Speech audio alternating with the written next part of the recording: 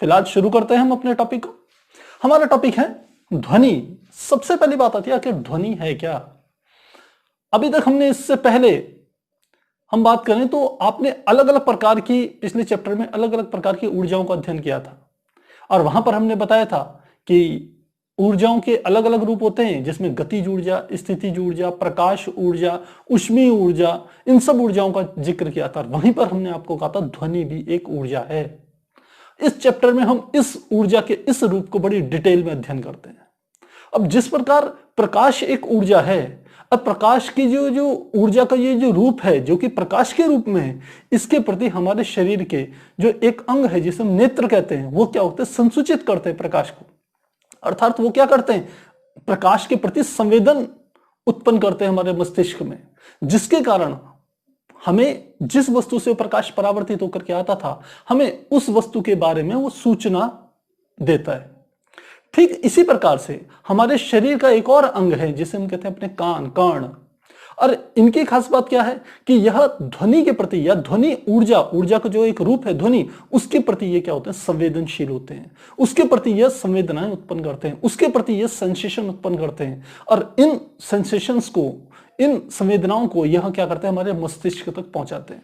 और केवल ऐसा नहीं है कि एक ध्वनि को केवल या इन संवेदनाओं को मस्तिष्क तक पहुंचाते हैं, अपितु यह जिन वस्तुओं से यह ध्वनि उत्पन्न होती है, संभवतः उनके बारे में भी अधिक से अधिक सूचनाएं भी हमारे मस्तिष्क को देते हैं। तो हमें क्या क्या बातें पता चली? हमें एक बात तो यह पता चली कि ध्वनि क्या है, एक ऊर्जा है, एक एनर्जी है। तो दूसरी बात कि यह जिस वस्तु से आती है, ये उसके संदर्भ में हमारे मस्तिष्क को क्या करती है, सूचनाएं भी देती है। दूसरी एक और बात बीच में हमने बोली कि हमारे शरीर का कौन सा अंग इनके प्रति सेंसेशन लेता है या कौन से प्रति संवेदनाएं या संवेदनाएं उत्पन्न करता है, हमारे कर्ण। शरीर के किसी भी और अंग पर यदि आप ध्वनि पड़ेगी तो वह आप जानकारी प्राप्त नहीं कर सकते कि कैसी है ध्वनि, के क्या रूप क्या है, किस वस्तु से आ रही है, अच्छी है, बुरी है, शोर है, संगीत है, आपको कुछ पता नहीं चलेगा। जिस प्रकार नेत्र बंद कर लेने पर आप किसी वस्तु के बारे में कोई जानकारी नहीं देख सकते कि कोई वस्तु किस रंग की है, किस रूप की है, किस आकार की है, ठीक उसी प्रकार से यदि आप अपने कान बंद कर लें तो शरीर का कोई भी दूसरा अंग कभी भी ध्वनि के बारे में कोई जानकारी मस्तिष्क को नहीं देता है। इसका अर्थ ये कर्ण ही है, कान ही है जो ध्वनि के संबंध में विस्तार से जानकारी हमारे मस्तिष्क तक पहुंचाते हैं। हो सकता है आप में से कुछ बच्चों के दिमाग में आ रहा होगा कि ठीक है, ध्वनि तो हम समझ गए कि किसी वस्तु से आई, हमारे कानों ने सुन ली, लेकिन हमें ऐसा तो कभी नहीं लगता कि यह जो वस्तु है किस वस्तु से आ रहा है। तो इसका भी मैं आपको प्रमाण देता हूं। आप अपने एक कमरे के अंदर बैठ जाइए और बाहर किसी अपने साथी को कहिए कि आप एक बार क्या कीजिए कि एक बार ढोल में किसी चीज को बजाइए, दूसरी बार कुछ थाली बजा लीजिए, तीसरी बार कोई पत्थर बजा लीजिए, चौथी बार कोई घंटी बजा लीजिए। 4 अलग अलग चीजें, 5-6 अलग अलग चीजों से ध्वनि उत्पन्न कीजिए। आप देखेंगे दरवाजा बंद है, आपको पता नहीं चलेगा कि बाहर ध्वनि कौन सी उत्पन्न हो रही है, लेकिन जब घंटी बजेगी आपको पता चल जाएगा ये कुछ घंटी की ध्वनि है, घंटी से उत्पन्न हो रही है।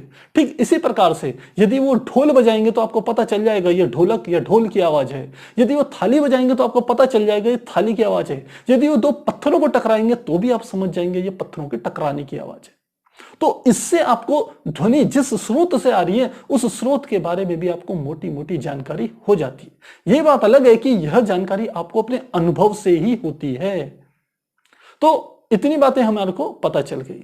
अब बात आती है कि ध्वनि का उत्पादन कैसे हो, क्योंकि हमने यह तो बता दिया कि ध्वनि क्या है, ऊर्जा का एक रूप है। ध्वनि की परिभाषा दें तो हम कहते हैं ध्वनि ऊर्जा का एक रूप है जो कि हमारे कानों पर कुछ संवेदनाएं उत्पन्न करता है, कुछ सेंसेशंस उत्पन्न करता है, जिसके द्वारा मस्तिष्क ध्वनि के संकेतों को प्राप्त करके उसके संदर्भ में, वस्तुओं के संदर्भ में क्या करते हैं, जानकारी प्राप्त करते हैं। अब यह तो समझ में आ गया कि ध्वनि क्या है, एक ऊर्जा। अब बात आती है कि ध्वनि का उत्पादन कैसे हो। तो यदि ध्वनि एक ऊर्जा है और हमने ऊर्जा का इससे पिछले चैप्टर में यह बात पढ़ी है कि ऊर्जा को न तो उत्पन्न किया जा सकता है न ही नष्ट किया जा सकता है, इसे केवल एक रूप से दूसरे रूप में ट्रांसफर किया जा सकता है। अर्थात ऊर्जा का रूपांतरण होता है, वो केवल परिवर्तित होती है एक रूप से दूसरे रूप में। और चूंकि ध्वनि क्या है, एक ऊर्जा है, तो निश्चित रूप से यह जिस भी वस्तु से उत्पन्न होगी उस वस्तु का भी ऊर्जावान होना आवश्यक है। अब ऐसी कौन सी वस्तुएं हो सकती हैं जिनके अंदर ऊर्जा हो? कोई भी ऐसी वस्तु जिसके अंदर कुछ कार्य करने की क्षमता हो, क्योंकि हमने पिछले चैप्टर में डेफिनेशन दी थी आपको, कार्य करने की क्षमता को ही ऊर्जा कहते हैं। तो यदि कोई वस्तु कार्य कर सकती है तो इसका मतलब उसके अंदर ऊर्जा है। अब उसकी ऊर्जा को क्या हम ध्वनि रूप में परिवर्तित कर सकते हैं? बात ये आती है। तो इसके लिए एक एग्जांपल लेते हैं। हमने एक स्वरित्र लिया, स्वरित्र जिसे इंग्लिश में टर्निंग फॉर्क कहा जाता है। इस प्रकार से इसके दो हम कह सकते हैं ऐसे छड़ें होती हैं इसमें, इस प्रकार से दो छड़े हैं और यहां से इसका एक हैंडल होता है जिसे हत्था कहते हैं। इसकी खास बात क्या होती है कि इसको जब ये हमारा क्या है, हत्था, हैंडल, ये कहते हैं स्वरित्र द्विभुज, द्विभुज कहते हैं इसे, स्वरित्र द्विभुज टर्निंग फॉर्क। जब इसको पकड़ा जाता है, क्योंकि ये मेटल का बना हुआ होता है, ये कहलाता है इसका हत्था, यहां से इसको पकड़ा जाता है और इसके दो इस प्रकार के जॉस टाइप के होते हैं निकले हुए।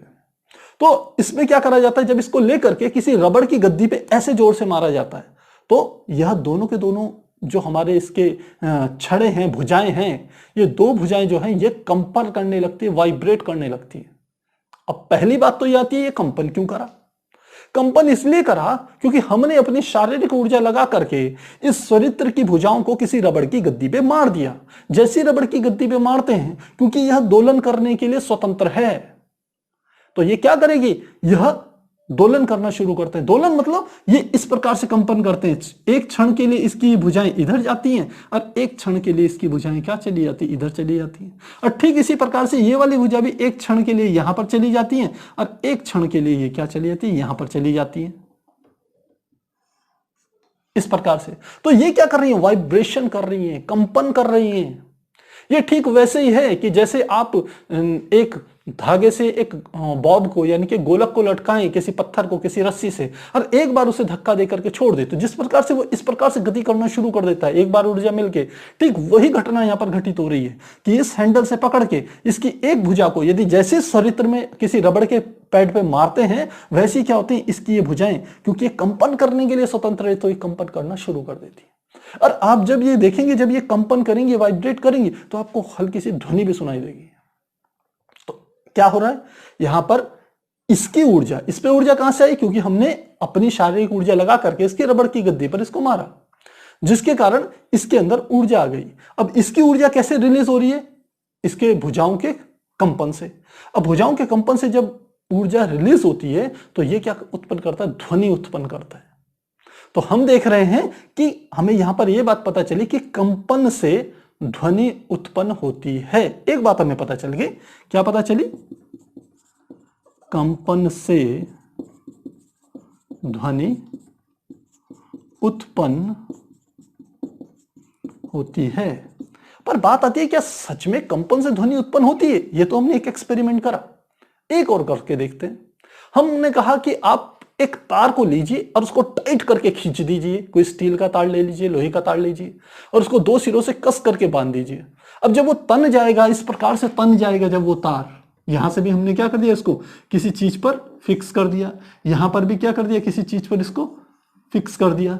अब इस तार को बीच से पकड़ के यदि ऐसे नीचे खींच करके थोड़ा सा छोड़ दें तो ये भी क्या होता है, इस प्रकार से ये कंपन करते हैं, कभी ऊपर जाता है, कभी ये नीचे जाता है, ऊपर नीचे इस प्रकार से कंपन करता है। और जब ये कंपन करता है तो फिर से आप देखेंगे कि ये क्या उत्पन्न करेगा, यहां से भी ध्वनि उत्पन्न होगी। और इस तार से जो ध्वनि उत्पन्न हो रही है, आपने जितने भी देखे होंगे, वायलिन देखिए आप, या गिटार देखिए, या सितार देखिए, उन सब में ध्वनि उत्पन्न करने का जो स्रोत है यही है, खींचे हुए तार यदि खींचा हुआ है, जितना टाइट है, उसको हल्के से बीच से यदि हिला करके छोड़ दिया जाए तो उसके द्वारा जो कंपन उत्पन्न होते हैं, वहां से क्या होती है, ध्वनि उत्पन्न होती है। तो अब हमें पता चल गया कि ध्वनि यदि उत्पन्न करनी है तो किसी वस्तु को कंपन कराने होंगे। आपके दिमाग में हो सकता है यह बात भी आ रही होगी कि भाई हम बोलते हैं पर हम तो कुछ कंपन नहीं करते, तो क्या सच में आप कंपन नहीं करते? हमारी जो वोकल हमारी ग्लैंड्स होती हैं वो क्या करती हैं, मुंह के अंदर आप खुद देखते होंगे, यदि आप कभी ओम की यदि ध्वनि निकालिए तो आप देखोगे मुंह के अंदर आपको ऐसा लगेगा कुछ वाइब्रेशन हो रहा है, कुछ कंपन हो रहे हैं। उसके कारण क्या हो रही है, ध्वनि उत्पन्न हो रही है। तो हमारे वोकल्स भी जब वाइब्रेट करते हैं तो उससे क्या होती है, ध्वनि उत्पन्न होती है। और केवल इसके कारण नहीं, मैक्सिमम सारी की सारी वस्तुएं कंपन के द्वारा ही ध्वनि को उत्पन्न करती हैं। अब इसके अलावा यदि हम कुछ औरों की बात करें, अब जितनी भी ध्वनि उत्पन्न करने वाले यंत्र देखेंगे सब में वाइब्रेशन के द्वारा ही, कंपनों के द्वारा ही ध्वनि को उत्पन्न किया जाता है। आप जो हमारी साइकिल की घंटी होती है, जब आप उसे बजाते हैं तो आप यदि उसके ऊपर हाथ रखेंगे तो आपको वहां पर वाइब्रेशन, कंपन महसूस होंगे। आप स्कूल में जो बेल बजती है, जो हम एक बड़ा सा एक डायल टाइप का होता है, उस पर जोर से एक हथौड़ी मारी जाती है तो वहां से भी क्या होती है, ध्वनि उत्पन्न होती है। आप उसको भी छू करके देखेंगे, वहां पर भी आपको कंपन महसूस होंगे। तो मूल रूप से हमें यह बात समझ में आई कि ध्वनि उत्पन्न करने का एक स्रोत है कि कंपन उत्पन्न करना। यदि कहीं वाइब्रेशन उत्पन्न हो जाए तो हम कहेंगे क्या हो गई, ध्वनि उत्पन्न हो गई। तो हमें जो ये दूसरी बात थी कि आखिर ध्वनि का उत्पादन कैसे किया जाता है, यह हमें समझ में आ गया कि ध्वनि का उत्पादन करने के लिए यदि किसी वस्तु पर वाइब्रेशन करा दिए जाए तो संभव तो वहां से क्या होगी, ध्वनि उत्पन्न हो जाएगी। तो इतनी बात समझ में आ गया वाइब्रेशन कैसे उत्पन्न होंगे, क्योंकि ध्वनि ऊर्जा का रूप है तो कंपन करने वाली वस्तु पे निस्संदेह रूप से कुछ ना कुछ ऊर्जा जरूर होगी जिसके कारण वो क्या कर रही है, हिल रही है, कंपन कर रही है। तो बिल्कुल मैंने स्टार्टिंग में जहां से आपको कहा था कि एक सरल लोलक का आपको एग्जांपल दिया था स्वरित्र के समान रूप से समझाने के लिए, ठीक वही बात यहां पर आती है कि जब तक स्वरित्र पर ऊर्जा है वो हिलता रहेगा, कंपन करता रहेगा। ठीक उसी प्रकार से सरल लोलक पर जैसे ऊर्जा होती है वो उसी प्रकार से काम करता है। तो फिलहाल ये बातें हमारे को समझ में आ गई। अब बात आती है कि आखिर ध्वनि चलती कैसे है। तो अब हम अगला टॉपिक समझते हैं, ध्वनि का संचरण। ध्वनि का संचरण, कि ध्वनि एक स्थान से दूसरे स्थान तक कैसे जाती है। अब इसको समझने के लिए हमें यह समझना पड़ेगा कि ध्वनि यदि एक स्थान से दूसरे स्थान तक जाती है तो उसको आवश्यकता होती है एक माध्यम की। किसकी आवश्यकता होती है, ध्वनि के संचरण के लिए किसकी आवश्यकता होती है, माध्यम की। यदि माध्यम है तो ध्वनि संचरित करेगी, यदि बीच में माध्यम नहीं है तो ध्वनि संचरित नहीं करेगी, पहली बात। अब माध्यम क्या चीज है, माध्यम हमने कहा कुछ भी हो सकता है। माध्यम एक वायु हो सकती है, कोई गैस हो सकती है, कोई हम कह सकते हैं ठोस हो सकता है, कोई द्रव हो सकता है। ठोस, द्रव, गैस, इनमें से पदार्थ की कोई भी अवस्था क्या हो सकती है, माध्यम हो सकता है। अब हम जब बात कर रहे हैं, मान लो दो व्यक्ति आप बात करते हैं, आप अपने दोस्त से बात करते हो, तो आप दोनों के बीच में जो माध्यम है वो वास्तव में क्या है, वायु है। पर क्या केवल वायु के द्वारा ही केवल ध्वनि को संचरित किया जा सकता है, ऐसा भी कोई जरूरी नहीं है। आपने देखा होगा, आप बचपन में कभी एक आपने खेल खेला हो कि माचिस की डब्बी लीजिए, माचिस की डब्बी में एक तरफ क्या करिए, एक छेद करके एक धागा लेकर के थोड़ी दूर पर दूसरी माचिस की डब्बी से उस धागे को जोड़ दीजिए। अब इधर से आप कुछ बोलते हैं, उधर की ओर से क्या होता है, उस व्यक्ति को थोड़ी साफ सा सुनाई देता है, तो एक माध्यम मिलता है। आप देखते होंगे कि यदि आप और स्पष्टता से सुनना चाहते हैं, आप यदि क्या कीजिए, एक पाइप ले लीजिए और पाइप के एक सिरे पर यदि धीरे धीरे बोलेंगे, पाइप का दूसरा सिरा किसी व्यक्ति ने अपने कान पे लगा रखा होगा तो उसको वो बातें स्पष्ट सुनाई देगी। तो बीच के लिए क्या चाहिए, आपको माध्यम चाहिए। वह माध्यम कोई वायु हो सकती है, वो कोई गैस हो सकती है, कोई ठोस भी हो सकता है। अब आप सोचेंगे ठोस में कैसे चलेगी भाई, तो ठोस के सरफेस पर भी क्या होती है, ध्वनि संचरित होती है, ध्वनि चलती है, संचरण करती है। कैसे, कभी आपने देखा होगा कि आपके घरों के अगल बगल यदि कोई ट्रेन हो, यदि ट्रेन का कोई ट्रैक है, तो थोड़ी इस बात में आपको सावधानी बरतनी है। ऐसे नहीं कि मैं कोई आपको एग्जांपल दे रहा हूं और आप आंख मूंद करके बिल्कुल करना शुरू कर दो। आपको सबसे पहले अपनी सेफ्टी का ध्यान देना चाहिए। तो इसलिए इस बात से मैं आगे शुरू कर रहा हूं कि कोई ट्रेन है, मान लो कोई ट्रेन आपके ट्रैक से 1 या 2 किलोमीटर दूर है, आपको उसकी ध्वनि नहीं सुनाई दे रही है ट्रेन की, लेकिन यदि ट्रैक पे आप थोड़ा सा कान लगाएंगे तो क्या होगा, बहुत बड़ा ट्रेन के ट्रैक पे यानी कि उसकी पटरी पे यदि कान लगाएं तो आपको वाइब्रेशन सुनाई देते हैं, तो आपको पता चल जाता है कुछ दूरी पर क्या है, ट्रेन आ रही है या ट्रेन जा रही है। दोनों बातें आपको पता चल जाती है। तो जो चीजें ऊपर वायु से नहीं आ रही है, वह ठोस के सरफेस से, ठोस के पृष्ठ से आप तक क्या हो रही है, वो ध्वनि पहुंच रही है, वो वाइब्रेशन पहुंच रहे हैं वास्तव में। तो यहां से हमें पता चलता है कि हमें वायु में भी पता चलता है, ठोस के सरफेस में भी पता चलता है, और द्रव के भीतर भी क्या होती है, ध्वनि ट्रैवल करती है एक सिरे से दूसरे सिरे तक। तो हमें पता चल गया कि ध्वनि के संचरण के लिए माध्यम की आवश्यकता है। माध्यम ठोस भी हो सकता है, द्रव भी हो सकता है, गैस भी हो सकता है। अब यह माध्यम किस प्रकार से काम करता है ध्वनि के संचरण में, अब इसे समझते हैं। मान लेते हैं हमने कोई एक, आप कह सकते हैं कि कोई इस प्रकार का एक स्वरित्र लिया, तो स्वरित्र जब इस प्रकार से बनाते हैं, ये हमने स्वरित्र बना लिया, इस स्वरित्र को वाइब्रेट करवाया, वाइब्रेट कराएंगे तो क्या है, इसके अगल बगल मान लेते हैं ऐसी एक माध्यम है।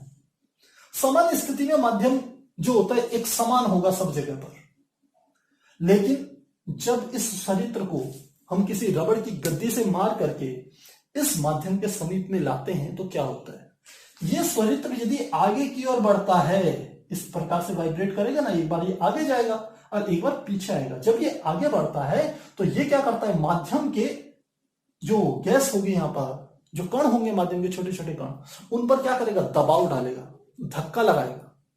जब धक्का लगाएगा तो क्या होंगे, यहां पर माध्यम के जो कण होंगे वो एक दूसरे के बहुत पास पास आ जाएंगे,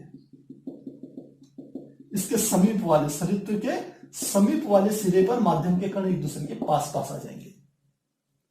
और जब ये थोड़ा सा दूर होगा, यानी कि इस स्थिति पे आएगा, मान लेते पहली स्थिति ये वाली थी, दूसरी स्थिति पे ये क्या हो गया, स्वरित्र की भुजा यहां पर आ गई,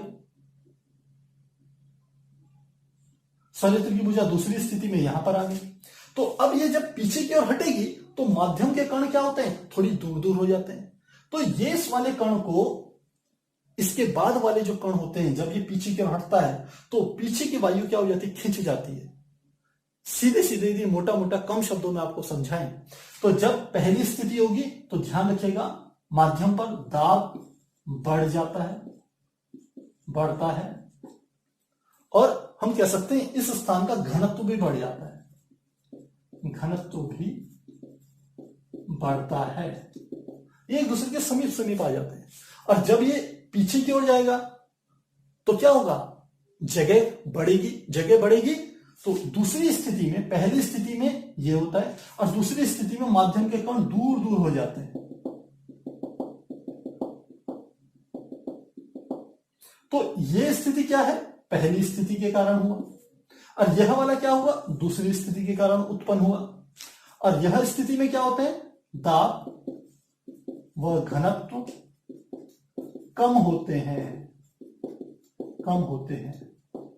और यह क्योंकि वाइब्रेट कर रहा है तो लगातार यहां से ये वाला स्थिति जिसमें माध्यम के कण एक दूसरे के समीप हैं और दूसरी स्थिति जिसमें माध्यम के कण एक दूसरे से दूर हैं, ये दोनों स्थितियां उत्पन्न होती रहती है लगातार, जिसके कारण वायु इसी प्रकार से आगे बढ़ती है। यहां पर माध्यम के कण एक दूसरे के पास पास आ गए इतने हिस्से में, ये इस प्रकार से एक दूसरे के पास पास आ गए। फिर यहां पर माध्यम के कण क्या हो गए, दूर दूर चले।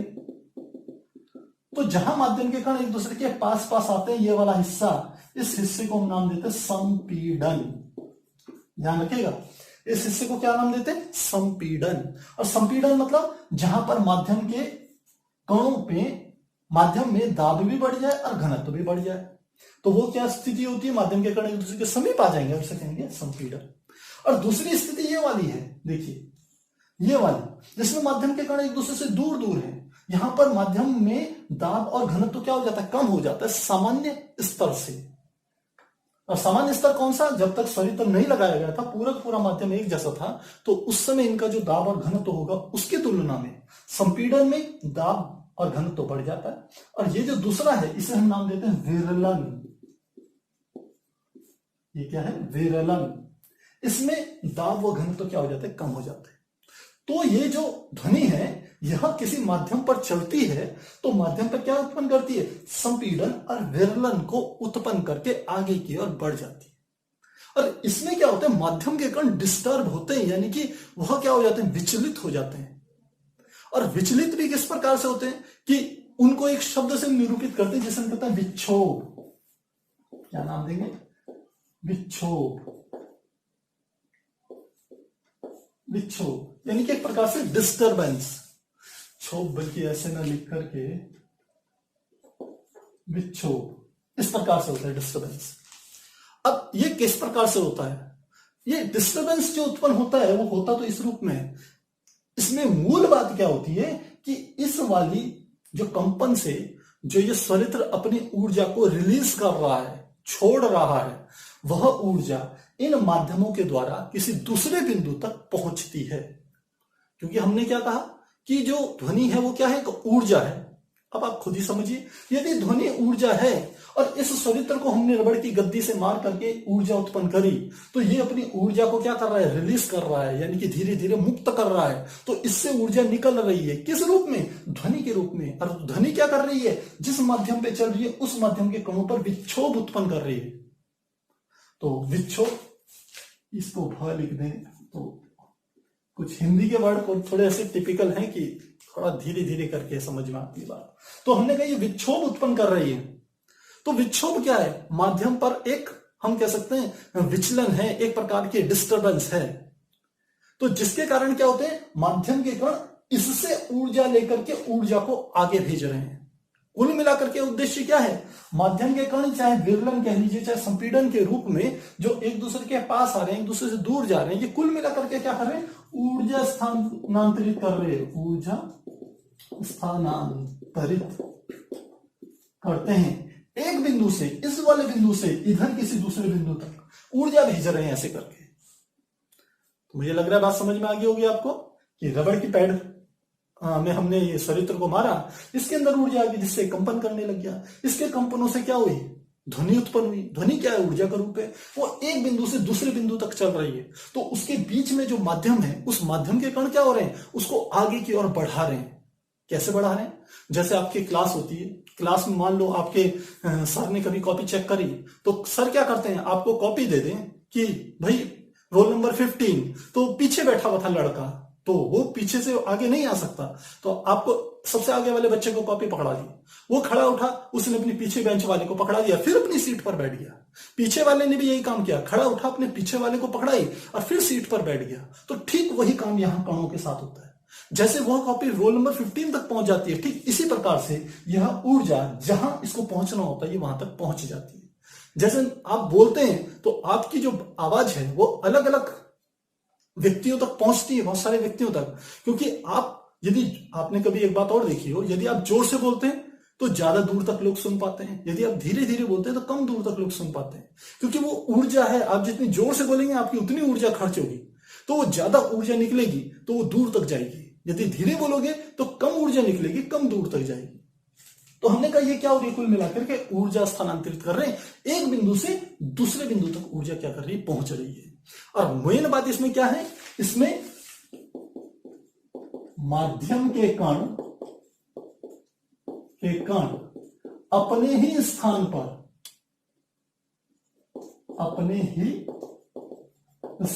पर रहकर, ऐसा नहीं है कि माध्यम के कण ने यहां से ऊर्जा लिया और यही खिसक करके आगे चली है। माध्यम का कण कहीं नहीं जा रहा है, वो अपने स्थान पर क्या करते रहते हैं? हिलते रहते हैं, या विचलन होते रहते हैं, या फिर क्या करते रहते हैं? विस्थापित करते हैं, या दोलन करते हैं, हम कुछ भी कह सकते हैं।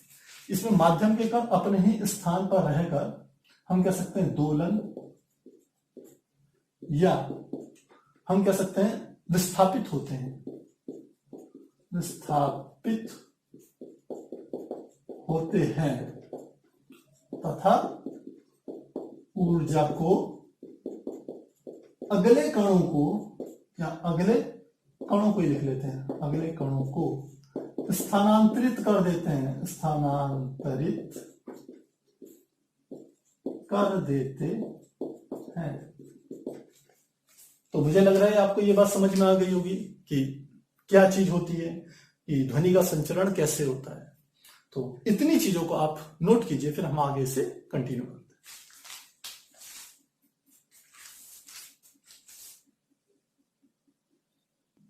अभी हमने आपको यह समझाया कि जो माध्यम है वह माध्यम किस प्रकार से ध्वनि के चलने में सहायता करता है, या यदि माध्यम ही ना हो तो ध्वनि एक बिंदु से दूसरे बिंदु तक नहीं पहुंच सकती। साथ ही हमने बताया कि माध्यम कुछ भी हो सकता है, वो कोई ठोस हो सकता है, वो कोई द्रव हो सकती है, वो कोई गैस हो सकती है, कोई हम कह सकते हैं हवा हो सकती है, कुछ भी आप माध्यम के रूप में कह सकते हैं कि वो ध्वनि को एक स्थान से दूसरे स्थान तक, ऊर्जा को एक बिंदु से दूसरे बिंदु तक क्या करता है, स्थानांतरित करता है। क्योंकि ध्वनि क्या है, ऊर्जा। तो अल्टीमेटली क्या हो रहा है, कुल मिलाकर के ऊर्जा स्थानांतरित हो रही है एक बिंदु से दूसरे बिंदु तक। अब हमने यहां पर आपको बताया था कि जब ध्वनि चलती है तो उसके कारण एक विक्षोभ उत्पन्न होता है। तो हमने क्या कहा था, ध्वनि के चलने से माध्यम में एक विक्षोभ उत्पन्न होता है। क्या उत्पन्न होता है, विक्षोभ उत्पन्न। विक्षोभ मतलब एक डिस्टरबेंस, जो वो शांत था वो उसमें क्या हो, कुछ हलचल हो गई। विक्षोभ मतलब आप कह सकते हैं हलचल, विक्षोभ उत्पन्न होता है। इसी विक्षोभ को, इसी हलचल को, इसे ही हम क्या कहते हैं, तरंग कहते हैं, तरंग कहते हैं। और क्या इसकी खास बात होती है कि यह अपना रूप बदले बिना ऊर्जा को एक बिंदु से दूसरे बिंदु तक स्थानांतरित करती है।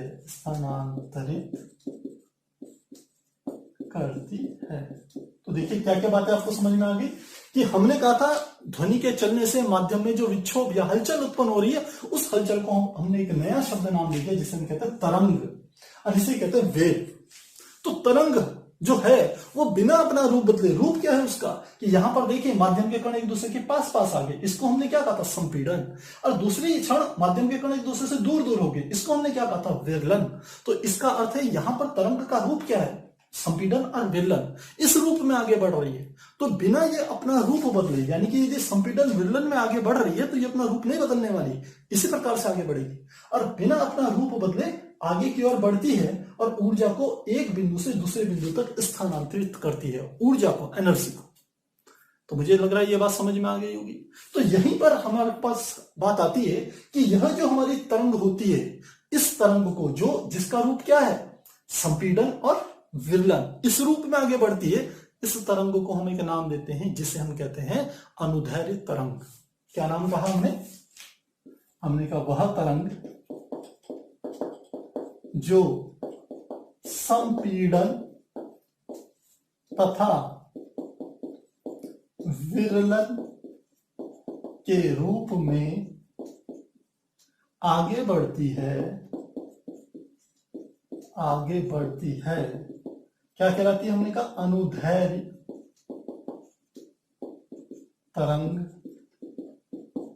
कहलाती है, अनुदैर्ध्य तरंग कहलाती है। तो ये बात आपको पता होनी बहुत जरूरी है।